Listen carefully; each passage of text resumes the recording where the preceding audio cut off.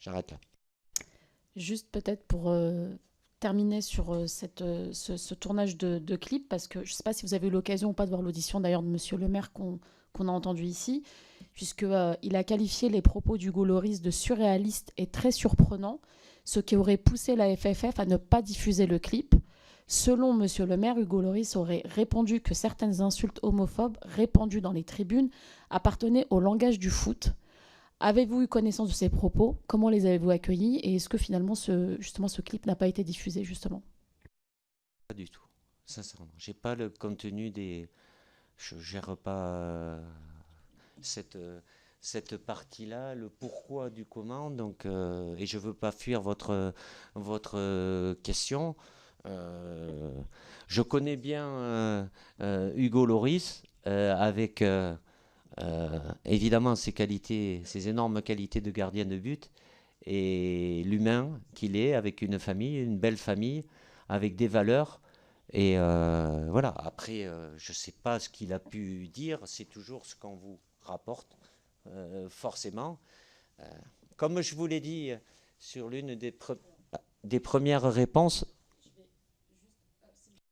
Voilà, je vais juste vous préciser. Alors, pour le coup, c'est pas, enfin, c'est ce qu'on a entendu ici en audition de la part de Monsieur le maire sous serment. Donc c'est pour ça on vous pose la question. Voilà, c'est pas c'est pas ce qu'on nous rapporte de l'extérieur. peut-être que lui, il pense. Moi, je vous dis des choses sincèrement, je suis pas là pour mentir. Qu'il ait eu. Si vous dites ça, est-ce que ça s'est passé? Je ne peux pas vous le dire. C'est pas de mon ressort et j'ai pas le, le, le- le contenu de son intervention et qu'il avait participé. Et bon, vous me citez les trois noms, j'aurais été incapable, vous me le demandez avant, j'aurais été incapable de vous dire les trois qui étaient concernés. Ça fait partie. J'ai une personne et plusieurs personnes et dans l'entourage et les salariés de la fédération, mis à part le staff qui est au quotidien en stage avec moi, il y a évidemment un staff élargi qui est là et au niveau marketing et autres, on est sollicité par énormément d'associations. Des choix sont faits là aussi, peut-être injustes, critiquables. Pourquoi cette association? Pourquoi pas celle-là? Des enfants, ils sont invités. Pourquoi c'est cette école plutôt que celle-là? Nous, ils sont là, on est contents, on peut leur donner le sourire. On essaye de faire les choses du mieux possible, justement pour cette image que l'on doit donner à la jeune génération, mais avec aussi des impairs. Ils ont le droit à l'erreur et vous allez peut-être m'en ressortir un moment. Pourquoi? Oui. Alors ils s'excusent, c'est la moindre des choses.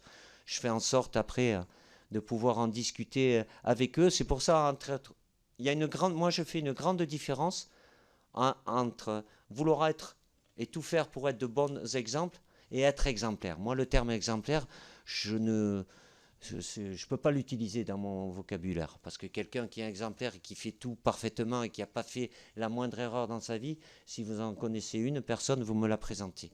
Mais forcément, ils peuvent avoir des attitudes, faire des erreurs et sans pour autant être de mauvaises personnes. Oui. Alors, on entend tout à fait l'objectif de cette commission d'enquête, c'est d'identifier les dysfonctionnements sur les différents sujets qu'on a pu aborder, donc les VSS, le racisme, les discriminations, l'homophobie. Et l'objectif est bien sûr de voir comment est-ce qu'on peut travailler avec le mouvement sportif dans son ensemble pour remédier à ce qui se passe. Et c'est vrai que sur la question du racisme et de l'homophobie, le foot est particulièrement touché. Alors aussi parce que vous avez plus de 2 millions de licenciés, ce qu'on entend, donc forcément ça a un effet grossissant, mais c'est particulièrement concerné. Donc l'objectif, c'est de trouver des solutions pour, voilà, pour avancer. Alors, est-ce que c'est des sanctions plus sévères? Est-ce que c'est de la prévention très en amont? Est-ce que c'est des temps d'échange avec les joueurs, avec les associations de supporters? Voilà, c'est tout ça en fait que nous on essaye de travailler pour pouvoir avancer là-dessus. C'est pas, enfin, je le reprécise. Très bien, hein, je ne mets pas en doute votre travail. Il y a certainement besoin de tout ça, de la prévention, certainement des sanctions plus importantes. Est-ce qu'il y a une participation qui peut venir aussi euh, des acteurs que sont les sportifs? que le football, je ne saurais pas vous affirmer aujourd'hui qu'il y a plus de ça dans le football que, évidemment, la seule chose, et c'est la réalité, quand il arrive quelque chose dans le football, bah, tout le monde est au courant, tout le monde en parle plus. Est-ce qu'il y en a plus ou moins dans d'autres disciplines sportives? Je ne sais pas. Et je ne suis pas convaincu qu'il y en a. Mais évidemment, le football, de par le nombre de licenciés, là, vous prenez ce qui est arrivé à Marseille. C'est un dimanche soir, c'est le match phare, télévisé. Tout le monde l'attend parce que c'est deux grands clubs français. Évidemment, il y a un impact qui est une résonance médiatique et dans tout le pays, plus les images qui sont diffusées, ben, oui, ça c'est évident que ça prend beaucoup de place. Et je ne dis pas trop de place, mais ça prend beaucoup de place. Est-ce que ça prend la même place, et ce n'est pas par jalousie, dans d'autres disciplines? Je ne pense pas. Alors que certainement, il y a autant de problèmes qu'il peut en avoir dans le football. Une petite dernière question de Monsieur Stéphane Buchou. Merci Madame la Présidente. Très courte. Oui, j'ai bien vu votre message. Je vais faire très court. Et j'ai 2 questions très directes et très rapides. La première, en septembre 2020, je crois que c'est septembre, Noël Le Graët déclare qu'il n'y a pas ou peu de racisme dans le football. Je voulais savoir comment avait réagi à ce moment-là le sélectionneur Didier Deschamps. Je dis bien le sélectionneur. Moi, j'ai bien entendu tout à l'heure qu'il y avait une étanchéité complète, enfin, en tous les cas, une étanchéité entre le sportif et enfin, vous nous avez expliqué, donc je ne vais pas revenir sur ce que vous nous avez dit, mais je voulais avoir votre... Ouais, et je vais...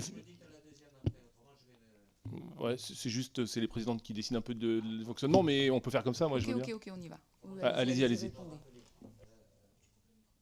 Pardon. Je vous l'ai dit, à tort ou à raison, et je l'applique encore aujourd'hui, et je lui ai dit clairement lorsqu'il a été officialisé, M. Philippe Diallo en tant que président, par principe, quand le président s'exprime, je n'ai pas à commenter ce qu'il dit. Donc, après, je peux avoir mon propre avis, mais en tant que sélectionneur, c'est mon patron, je n'ai pas à commenter ce que peut dire mon patron. Maintenant, vous me posez la question, est-ce qu'il y a du racisme dans le football? Je vais vous répondre ce que j'ai un peu répondu avant.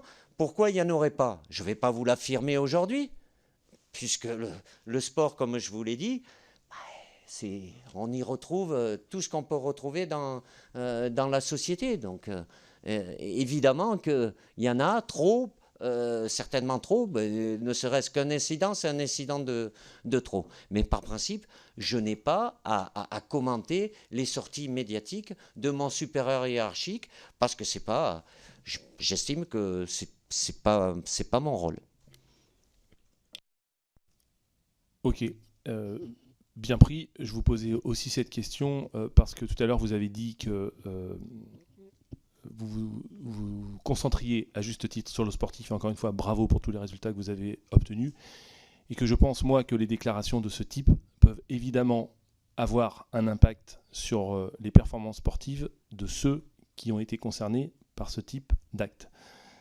Voilà pour le commentaire. Et ma deuxième question, je vous la pose très rapidement parce que je l'avais posée à un de vos prédécesseurs qui est un glorieux vainqueur de la Coupe du Monde de 98. Compte tenu de tout ce dont on vient de parler et des sujets dont s'est emparée la commission d'enquête, si demain Didier Deschamps est est président de la Fédération française de football, si toutefois vous le deveniez, quels seraient les axes d'amélioration à apporter pour que ces sujets dont on parle, eh bien, à terme, on n'en parle plus? Merci. Je ne peux pas vous répondre parce que je ne le saurais pas. Si vous me demandez... Non, mais ce n'est pas une réponse de circonstance.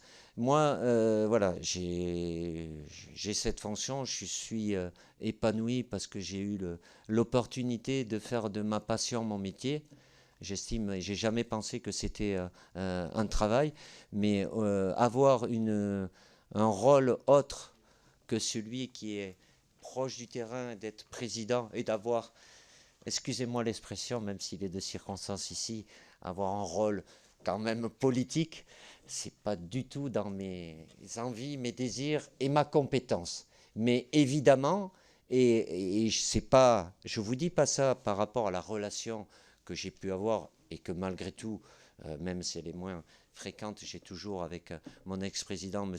Le Gret, il y a beaucoup de choses qui ont été faites pour le football amateur. Est-ce qu'on peut en faire plus? Oui. Le président Philippe Diallo avec le COMEX, et il vous l'a présenté, le plan sociétal, on peut toujours faire plus. Mais là aussi, c'est pareil par rapport au football amateur. Il y a beaucoup de choses qui ont été faites, parce que pour moi, le football amateur, il est essentiel. Si vous n'avez pas le football amateur, vous n'avez pas le football professionnel. S'il y en a un qui a besoin de l'autre, c'est le football professionnel qui a besoin du football amateur. Il y a des sommes colossales qui sont attribuées. Est-ce que c'est suffisant? Certainement pas. Il faudra encore plus. On peut toujours améliorer. Mais je peux pas... je peux pas.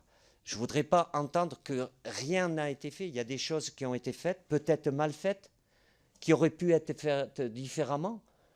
Mais c'est le devoir. La Fédération française de football, avec le nombre de licenciés qu'elle a, tous les clubs dans les districts et dans les ligues, a une responsabilité importante. Et évidemment, la locomotive, c'est les sélections nationales. Et l'équipe de France a, qu'elle soit masculine ou féminine d'ailleurs, mais a un rôle aussi par rapport aux différents sujets de la société. Ce sont, voilà, moi j'ai pas cette capacité aujourd'hui, je pense pas que je l'aurai plus demain ou après-demain, d'avoir un rôle à jouer, parce que j'estime que voilà, c'est pas quelque chose qui m'attire, et je pense pas avoir non plus la compétence pour faire ça. Merci, Monsieur Deschamps. Merci à vous. Merci de votre présence à nos côtés. C'est dommage qu'on n'ait pas eu la possibilité de prolonger certainement une demi-heure ou une heure de plus, parce que je vous sentais bien chaud pour répondre à toutes nos questions, bien parti. Et je vous trouve de plus en plus à l'aise parmi nous. Ah, je suis à l'aise. Donc, j'espère que vous garderez un bon souvenir de cette audition à l'occasion de cette commission d'enquête. Si c'est le cas, n'hésitez pas à inviter toutes les personnes présentes au prochain match de l'équipe de France. On se fera un plaisir de venir vous rejoindre. Ah, là, il faut passer par mon président. Là. Et ce sera un grand plaisir, en tout cas, de vous accompagner sur un prochain match. Voilà. Merci à vous. Bon retour. Et nous allons changer de sport puisque nous allons passer au rugby. C'est très bien. Je vous remercie aussi. Je me rappellerai, comme si je n'étais jamais venu dans ce contexte-là, donc je ne suis pas... contexte habituel, mais et bon travail à vous pour arriver à des conclusions qui, j'espère, amèneront des améliorations dans les différents domaines dont vous avez à vous occuper. Merci en tout cas.